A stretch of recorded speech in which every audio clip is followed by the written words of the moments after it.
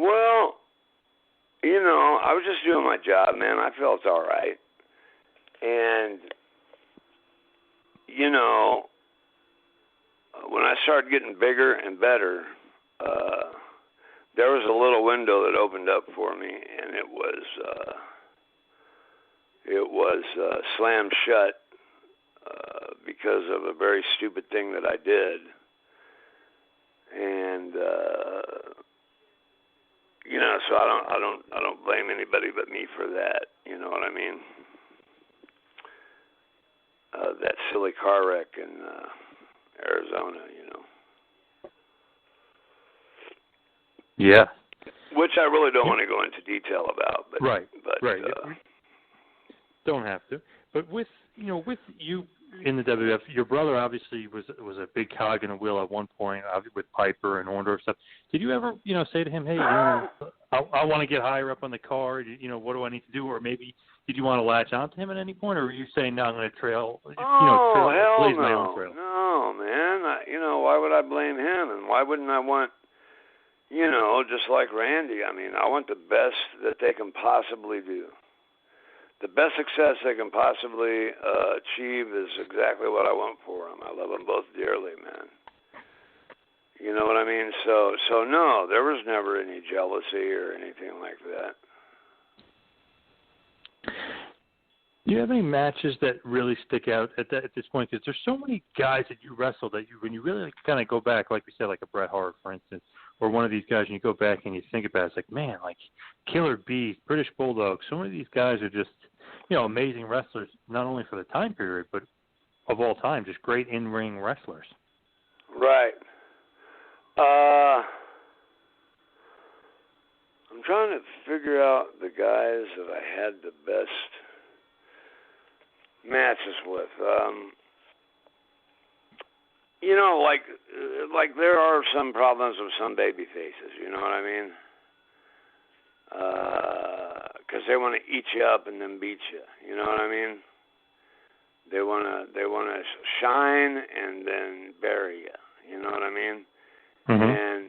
And so, I won't allow that to happen, or I never did, you know what I mean? Unless they came to me and demanded it, for something for TV or something, and then I understood that. But I think, just about everybody that I worked with, I know that I had a couple of really good tag team partners, and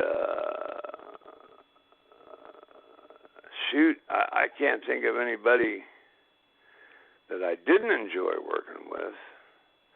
I know that a couple of my best matches were with the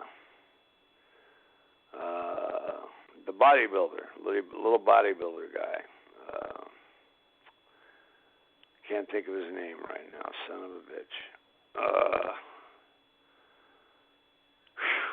Not Tony Atlas. He was Putski, Ivan Putski. Oh yes.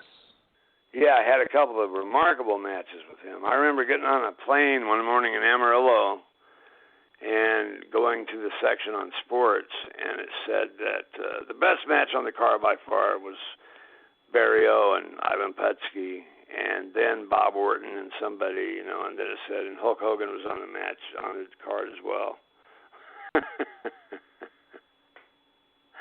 So I kind of thought there was a little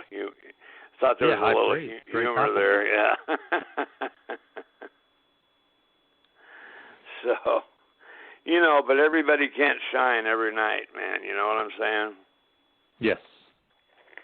I do remember, though, back in, I believe it was probably 1990, well, it had to be 1990, you had a intercontinental title match as well against the Texas Tornado, Kerry Von Erich.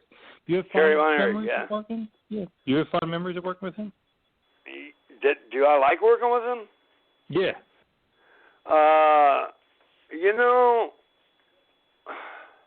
I did not like working with him, but I was always a little nervous working with him because he had that foot problem, and it kept him off of balance a little bit. Like he was like a kind of half a second behind everything. You know what I mean? And it worried me that he was gonna that ankle was gonna go or something, and then he was gonna end up hurting both of us. You know what I mean? But other than that, I thought we had great matches. I thought we had good matches. I know that, one of the matches that always gets talked about is me and Jesse Ventura at the Garden. What was Jesse like to work?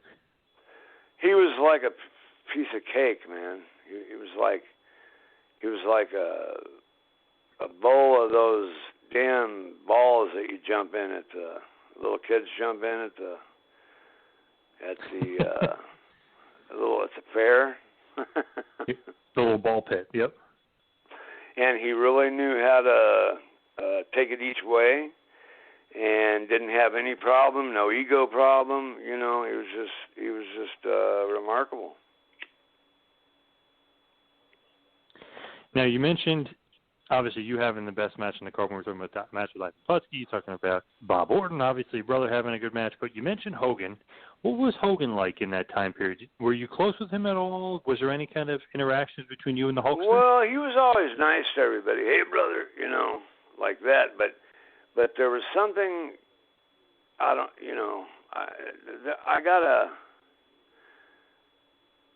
got a little bit of bad blood with him, but that's between me and him, and it really doesn't need to be discussed or anything. If you wanna learn more about it, you have to buy the book. Oh, okay.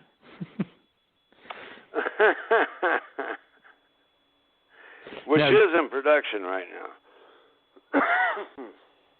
Now, is this just an autobiography, just going through your whole career? Yeah, pretty much my whole life, my personal life, and my life with my father, growing up with my father as a father, and the difficulty